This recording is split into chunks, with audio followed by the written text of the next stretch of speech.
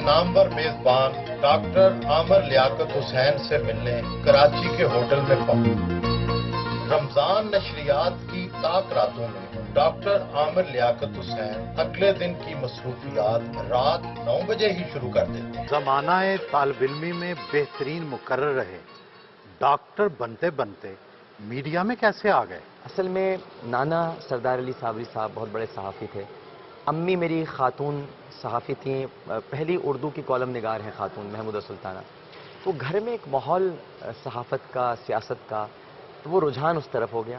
جانا شاید کسی کلینک کی طرف تھا لیکن آ گیا اخبار کے دفتر میں، اور پھر اس کے بعد میڈیا کی فیلڈ میں جنگ گروپ جوائن کیا اور سب سے پہلے ریڈیو شروع کیا یہاں پر۔ تو بس پھر آگے ہی بڑھتے گئے، پھر وہ ڈاکٹری تو ختم ہی ہو کے رہ گئی۔ مسیحائی کا پیشہ تو اپنایا نہیں، پھر آپ ڈاکٹر کیوں کہلواتے ہیں؟ مسیحائی صرف کلینک میں بیٹھ کر 4 دوائیاں لکھ دینے کا نام تو نہیں ہے۔ مسیحائی تو لوگوں کے دکھ درد کو دور کرنا ہے، ان کے زخموں پر مرہم رکھنا ہے۔ تو اگر زبان میں چاشنی ہے، حلاوت ہے، تو یہ بھی مرہم کا کام کرتی ہے، اس سے بھی بہت زیادہ مسیحائی ہو جاتی ہے۔ تو اس لحاظ سے میں ڈاکٹر ابھی بھی ہوں۔ تو ڈاکٹری کی ڈگری نہیں لی، لوگ آپ کو پیار سے ڈاکٹر کہتے ہیں؟ جہاں تک ڈگری کا تعلق ہے، میں نے لیاقت میڈیکل کالج میں پڑھا ہے، لیکن یہ جو آپ نے پیار والی بات کی ہے یہ زیادہ بہتر ہے۔ تو اب وہ ڈاکٹر پیار کا ہی رہ گیا ہے، تو پیار سے ہی کہا جاتا ہے۔ جیو ٹی وی کے پہلے نیوز اینکر تھے، پھر مذہبی پروگرام شروع کر دیا، کیا باقاعدہ مذہبی تعلیم حاصل کی تھی؟ نہیں، میں نے کسی مدرسے میں باقاعدہ تعلیم حاصل نہیں کی، لیکن 15 سال میں نے عرق ریزی کی ہے علماء کے ساتھ۔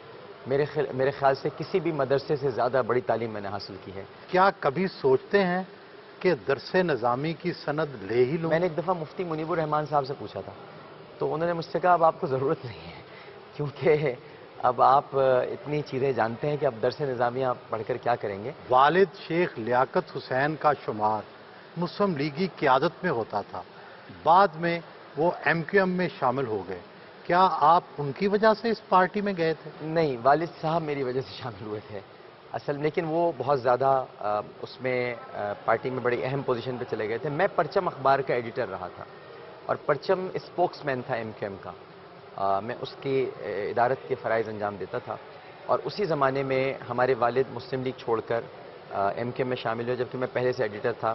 الطاف حسین صاحب سے میرے دن میں 3-4 مرتبہ رابطہ رہتا تھا لندن سے۔ اس کے بعد والد صاحب نے لندن تشریف لے گئے تھے، وہاں ان کی ملاقات ہوئی الطاف حسین صاحب سے، اور وہ سخت مخالف تھے ایم کیو ایم کے، لیکن وہ اچانک ہی پتہ نہیں کیسے چینج ہو گئے۔ انہوں نے مجھے وہاں لندن سے فون کیا کہ میں ایم کیو ایم جوائن کر رہا ہوں۔ اتنے زیادہ قریب ہو گئے تھے کہ ان کو کے ایف کا صدر بھی بنا دیا تھا، ڈپٹی کنوینر بھی تھے وہ ایم کیو ایم کے۔ تو پہلے میں تھا لیکن قریب میرے والد ہو گئے تھے۔ وفاقی وزیر مملکت برائے مذہبی امور رہے، پھر یکا یک کیوں وزارت اور پارٹی چھوڑ دی؟ ایک ہی وجہ تھی، اور وہ وجہ تھی سلمان رشدی۔ بات یہ تھی کہ میں نے یہ ایک موقف اختیار کیا تھا کہ جب ہم وار آن ٹیرر کا حصہ ہیں اور وار آن ٹیرر میں ساتھ ہیں مغربی ممالک کے، تو جو امت مسلمہ کے نزدیک سب سے منحوس شخص ہے اسے برطانیہ نے سر کا خطاب کیوں دیا۔ اس کے ساتھ ساتھ میرے کچھ قادیانیوں کے معاملے پر بھی تحفظات تھے، اور میں ان کو پاکستان کا شہری مانتا ہوں، میں ان کے برابر کے حقوق کا قائل ہوں، اور میں یہ سمجھتا ہوں کہ قادیانیوں کو بھی جینے کا اتنا ہی حق ہے جتنا ہم کو جینے کا حق ہے، لیکن میں یہ ضرور کہتا ہوں کہ انہیں اسلام کی شناخت اپنے ساتھ نہیں لگانی چاہیے، کیونکہ وہ ختم نبوت پر یقین نہیں رکھتے۔ میں نے کالم لکھا تھا، اس کالم کا عنوان تھا سر ملا ہے سر کاٹنے کے لیے، تو اس پر مجھے باقاعدہ پارٹی نے طلب کیا، اور مجھ سے انہوں نے کہا کہ آپ نے یہ کالم غلط لکھا ہے، آپ اس پر تردید جاری کریں۔ تو میں نے اس وقت ان سے کہا کہ تردید سے زیادہ بہتر ہے کہ میں وزارت چھوڑ دوں۔ اس کے بعد ہماری پارٹی نے ظاہر ہے کہ یہ کہا کہ مصروفیات کی وجہ سے وہ وقت نہیں دے پا رہے، تو یہ ایک پولیٹیکل سٹیٹمنٹ تھا ان کا، حالانکہ حقیقت یہ تھی کہ اس بنیاد پر میں نے ایم کیو ایم کو چھوڑا۔ پاکستان کی تاریخ میں پہلی بار پروگرام عالم آن لائن شروع کیا، جس میں مختلف مکاتب فکر کے علماء کو لڑائے بغیر علمی مسائل پر بحث کی جاتی تھی۔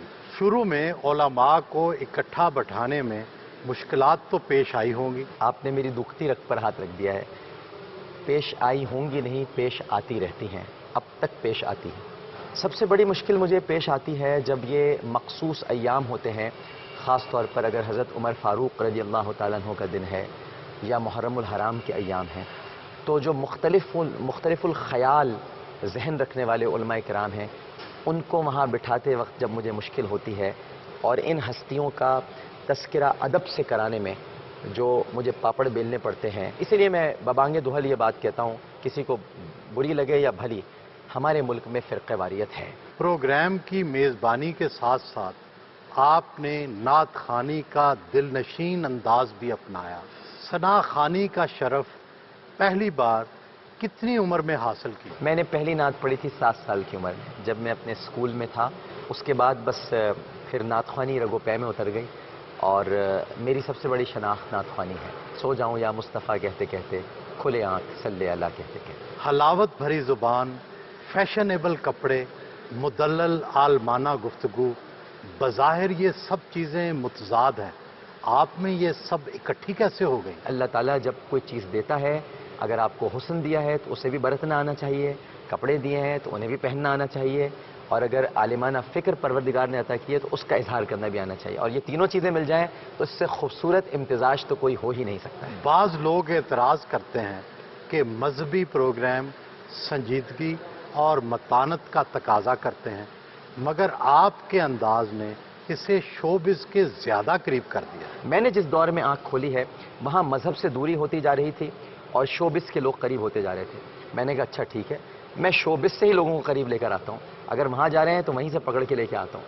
اگر میں نے سنجیدہ باتیں کی، اگر میں نے آنکھیں پھاڑ پھاڑ کر قرآن سمجھایا تو یہ قرآن سے دور ہو جائیں گے۔ اگر میں نے بجو اور بچھوؤں کی باتیں قبر میں کی تو یہ کبھی نہیں آئیں گے بلکہ اور زیادہ علماء کے خلاف ہو جائیں گے۔ میں ان کے اندر ہی گھس گیا اور میں وہیں سے لے کے پکڑ کر آ رہا ہوں کہ وہ ادھر نہ جائیں، اس طرف آئیں۔ تو اب وہ مجھ میں ایک جدید رخ دیکھتے ہیں، ایک جدید رنگ دیکھتے ہیں، ایک جدید روپ دیکھتے ہیں، تو وہ نوجوان نسل جو بہت دور چلی گئی تھی وہ کم از کم آہستہ آہستہ قریب تو آ رہی ہے، دین کے قریب تو ہو رہی ہے۔ اب چاہے اس کو جیسا بھی نام دیا جائے لیکن بہرحال دین کے قریب آتے ہیں۔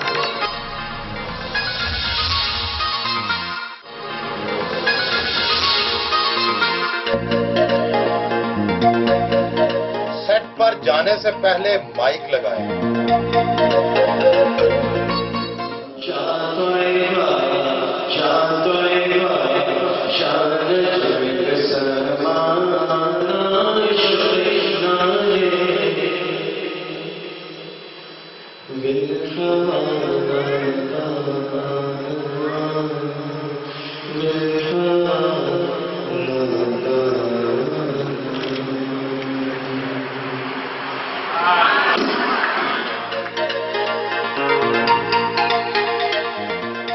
پروگرام کا خاص حصہ چرند پرند بچوں میں بہت مقبول ہے۔ آپ ہر وقت تو ٹی وی پر لائیو نظر آتے ہیں، رمضان نشریات کے دوران آپ آرام کتنا کرتے ہیں؟ سحری کی ٹرانسمیشن کے بعد مجھے 3 گھنٹے سونے کو ملتے ہیں، بس یہی میرے آرام کا وقت ہوتا ہے، اور اس کے بعد سے میں مسلسل جاگتا رہتا ہوں ٹل سحری تک۔ عامر لیاقت کے نام سے آپ نے کپڑوں کا آؤٹ لیٹ بھی بنا رکھا ہے، صرف نام استعمال ہوتا ہے یا پھر آپ ڈیزائننگ میں بھی حصہ لیتے ہیں؟ ڈیزائننگ تو ساری میری اہلیہ کرتی ہیں، بشرا۔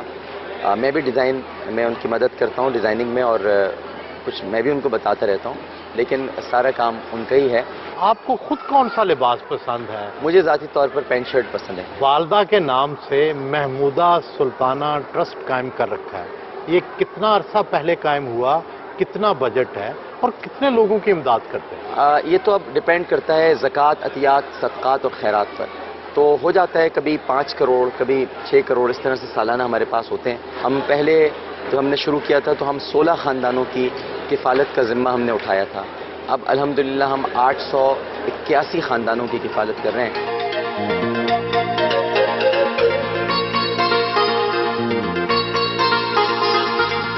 اہلیہ سحری میں خود مہمانوں اور ان کے کھانے کا خیال رکھتی ہے۔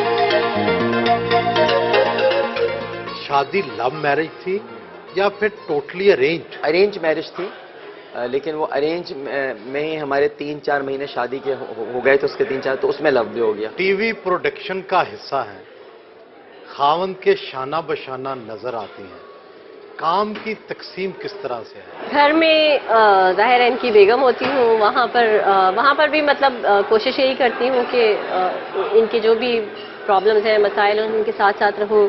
काम का हिस्सा भी ज़ाहिर है होती हूँ उनके साथ, जो पूरी ट्रांसमिशंस हों या रेगुलर प्रोग्राम्स होते हैं, तो कोशिश करती हूँ कि घर और भर, लेकिन मेरी पहली प्रायोरिटी घर ही है. इनकी सबसे बड़ी खूबी क्या है और खामी क्या? दिल के बहुत अच्छे हैं, मतलब दिल बहुत बड़ा है इनका, अपना पराया सबके लिए एक तरह से सोचते हैं. हर इंसान में खामियां होती हैं, खामी के बगैर तो कोई भी नहीं है यहाँ पर. मसला तो ये भी है कि सारी दुनिया के सामने स्क्रीन पर मुस्कुराने वाला शख्स अक्सर अपना गुस्सा घर आकर उतारता है. गुस्सा भी सभी को आता है, उनको भी आता है. गुस्सा उतरता कैसे है? गुस्सा जैसे सबका उतरता है. बेचारी ये थोड़ा सा डिफेंड करने की कोशिश कर रही हैं, तो मुझे गुस्सा आता है, और लेकिन वो गलत बातों पर आता है. मतलब ये नहीं है कि मैं गुस्से वाला आदमी हूँ, बिल्कुल नहीं हूँ. मैं बहुत ही मिलनसार, खुश अखलाक हूँ मैं, और बहुत हंसमुख इंसान हूँ मैं.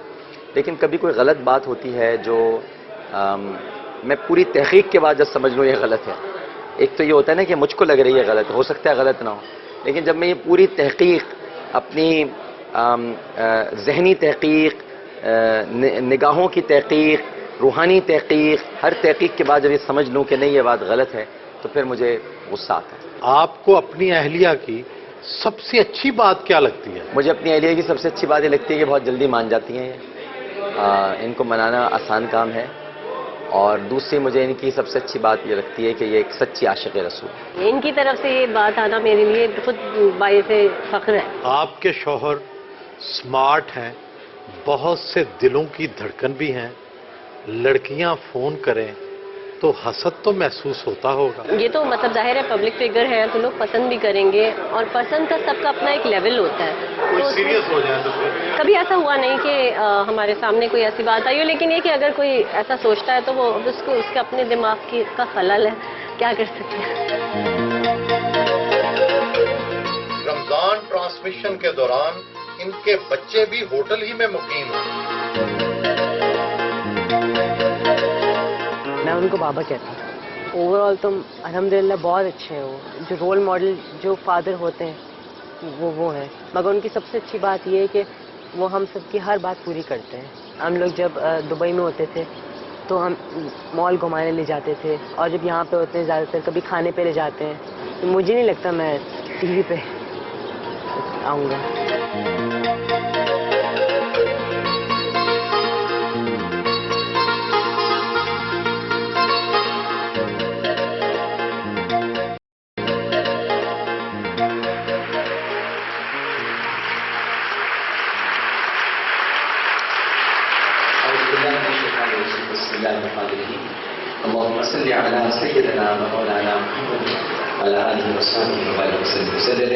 पाकिस्तानी टीवी की तारीख का ये सबसे मुनफरिद सेट आखिर किस तरह से विजुलाइज हुआ?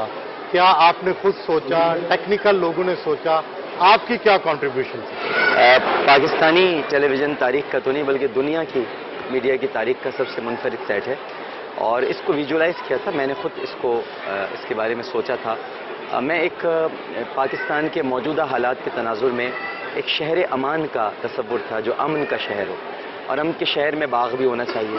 आप बहुत सारा सामान तो दुबई से खुद खरीद के जी, लाए. सारा सामान, जैसे खजूर के दरख्त, जी, ये सब बिल्कुल तमाम चीज़ें, बहुत ही, यानी 80% सामान जो है वो दुबई से मैंने एक खरीदारी खुद की है. कोई तकरीबन 2 हफ्ते तक मैं घूमता रहा हूँ मुख्तलिफ बाज़ारों में. इस दफ़ा रमज़ान नशरियात को बेपनाह कामयाबी मिली, और इस तरह के रिकॉर्ड कायम हुए जो माजी में कभी नहीं मिलते. तो आखिर क्या ऐसी ख़ास चीज़ है इन नशरियात में जो आपकी नज़र में जिससे कबूलियत मिली? पहली बात तो है लगन, सच्चा दिल.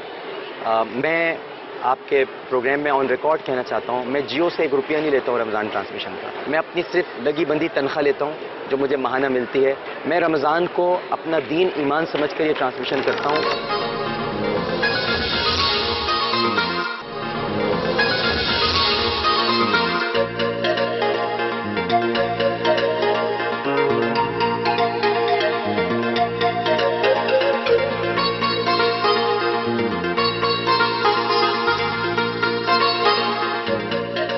खाना सिर्फ शो में बनाते हैं या कभी घर में भी बनाया है? घर में तो बहुत दफ़ा बनाया है, बल्कि जब मैं खुश होता हूँ तो खाना ही बनाता हूँ. आप हर फन मौला हैं, बच्चों के साथ बच्चा बन जाते हैं, कुकिंग करें तो ऐसा लगता है कि आप शेफ रहे हैं, ये सब कुछ खुदादाद है या फिर सीखा?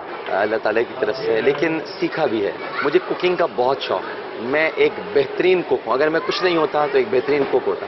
आपको खुद खाने में क्या पसंद है? मुझे खुद नहारी और दाल चावल, नहारी मैं बहुत अच्छी बनाता हूँ, बल्कि मेरा दावा है वड़ाई साहब, मुझसे अच्छी नारी पूरे सब कॉन्टिनेंट में कोई नहीं बना सकता।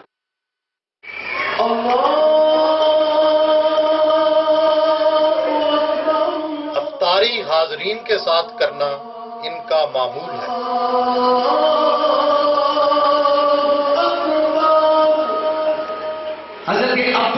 बेटी दुआए आमर साए की तरह वालिद के साथ रहती है। किसने की? ये चचा हजरत अबू तालिब है। उनके चचा हजरत अबू तालिब ने एक शुरुआत। नाक़दीन एतराज़ करते हैं कि रमज़ान ट्रांसमिशन की मकबूलियत की असल वजह इनामात की बारिश है। क्या वाकई ऐसा है? लोग यहाँ मेरी मोहब्बत में आते हैं, इनाम के लालच में नहीं आते। अगर आज हम इनाम ना भी दें तब भी लोग शुरू से लेकर आखिर तक बैठे रहेंगे। तो दरहकीकत ये जियो और रमज़ान ट्रांसमिशन की मकबूलियत है, इससे इनाम का कोई ताल्लुक नहीं। इस प्रोग्राम में अब तक कितने करोड़ के इनामात तकसीम कर चुके हैं? तक 6 करोड़ रुपए के इनामात दे चुके हैं। हमारा हदफ है जी, हम तकरीबन कोई 7 साढ़े 7 करोड़ तक के इनामात दें। प्रोग्राम की मकबूलियत ने उन्हें गैर मुल्की मीडिया की खसूसी तवज्जो का मरकज बना दिया है। Deobandis, Barelvis, and not only Deobandis and Barelvis, but Shias, Wahhabis, Ahle Hadith.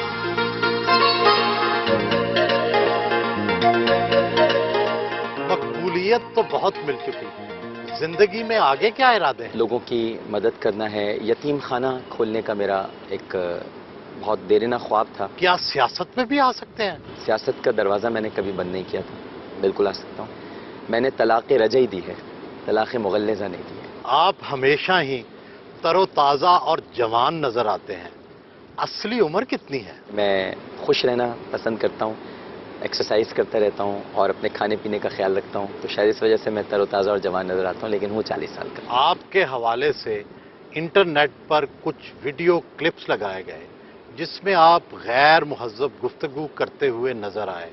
क्या शख्सियत में ऑन और ऑफ कैमरा कुछ फ़र्क होता है? यकीनन फ़र्क तो होता है, इसमें कोई शक नहीं है। और ये कहना कि जी हम जैसे ऑन कैमरा हैं वैसे ऑफ कैमरा आदमी रिलैक्स भी हो जाता है। और मुझ जैसा आदमी जो 16-16, 18-18 घंटे ट्रांसमिशन करता हो, उसका ये हक़ है वड़ाइश साहब कि वो थोड़ा सा पीछे रिलैक्स होकर बैठ जाए। लेकिन अगर उसे भी नेगेटिवली पेश किया जाए कि मेरे पीछे बैठने को, या मैंने अगर तालियां बजा दी हैं, तो इसमें तो कोई बुरी बात नहीं थी। मैं ताली बजा के बता रहा हूँ, अपने दोस्तों से बात कर रहा था, लेकिन मैंने कोई गैर मुहज़्ज़ब गुफ्तगू नहीं की थी। वो डब थी, वो सारी दुनिया जानती है। अगर आप उसकी सिंक्रोनाइजेशन देखें तो वो सारी डबिंग थी। मैंने कभी पैगंबर होने का दावा नहीं किया था कि मुझसे कोई गलती नहीं हो सकती या मुझसे कोई गलत बात नहीं हो सकती, और मैं आम दोस्तों में बैठ के बात नहीं कर सकता। लेकिन उसे इतना नेगेटिवली उसको प्रोपगेट किया गया कि मेरी वालदा को गंदी गंदी गालियाँ दी गई, मेरे माँ जो ज़िंदा नहीं रही हैं उनको गालियाँ दी गई, उनको वो जुमले कहे गए जो मैं आपके सामने बयान नहीं कर सकता। मेरे बच्चों को गालियाँ दी गई, मेरी बीवी से कहा गया इससे तलाक ले ली जाए, जबकि मैंने किसी का इसमें कुछ नहीं बिगाड़ा था। मैं अपने एक दोस्त से बात कर रहा हूँ और मैंने कोई गाली उसमें नहीं दी थी। लोगों का ख्याल है कि आप बहुत ही दौलतमंद हैं, करोड़पति हो गए हैं या फिर इससे भी आगे? अभी तक करोड़पति तो नहीं हुआ है, मैं वड़ाइश साहब से झूठ नहीं बोलूँगा। और जहाँ तक दौलतमंद का ताल्लुक़ है, मैं अभी तक एक फ़्लैट में रहता हूँ, और वो भी मैंने अभी बैंक से कर्ज़ा ख़त्म हुआ है मेरा, मैं उसका लोन दे रहा था। और अभी मैंने एक घर लिया है, उसका भी बैंक से, मैंने बुर्ज बैंक से कर्ज़ा लिया है, वो कोई चेक करा सकता है। मेरे 3 अकाउंट हैं पाकिस्तान में, जो एक मेरा सैलरी का अकाउंट है, 2 मेरे पर्सनल अकाउंट हैं, वो भी मैं आपको कभी दे दूंगा, आप चेक कर लीजिएगा कितने। एक मेरा दुबई में अकाउंट है। ये मेरे 4 इस पूरी दुनिया में अकाउंट हैं, उसमें ये रकम देखी जा सकती है कितनी है। उसने ज़ौक़ रखते हैं, खूबसूरती को भी सराहते होंगे। सिन्फ़े नाजुक में क्या चीज़ पसंद है? सिन्फ़े नाजुक में एक ही चीज़ होती है पसंद करने की, वो होती है अदा। अदाएँ अगर अच्छी हों तो वो भा जाती हैं।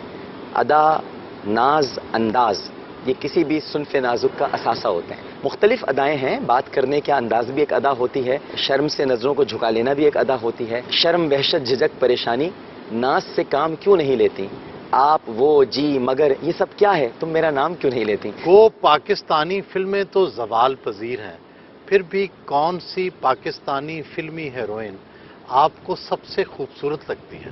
ابھی گئے دنوں میں آخری جو ہماری ہیروئن تھیں وہ ریما تھیں، ان کو کہا جا سکتا ہے کہ وہ خوش شکل تھیں اور انہوں نے اچھا کام کیا ہے۔ بعض لوگ تشکک کا شکار ہیں، آپ پاکستان کا مستقبل کیا دیکھتے ہیں؟ سچ یہ ہے کہ پاکستان کا مستقبل مجھے کچھ اچھا دکھائی نہیں دے رہا۔ اب آپ گفتگو کے ذریعے یا دلیل کے ذریعے کسی کو قائل کرنے کے قابل نہیں رہے ہیں، اب گولی کے ذریعے قائل کیا جا رہا ہے، آواز خاموش کر دی جاتی ہے یا آواز بند کر دی جاتی ہے، جینے کا حق چھینا جا رہا ہے ہر طبقہ فکر۔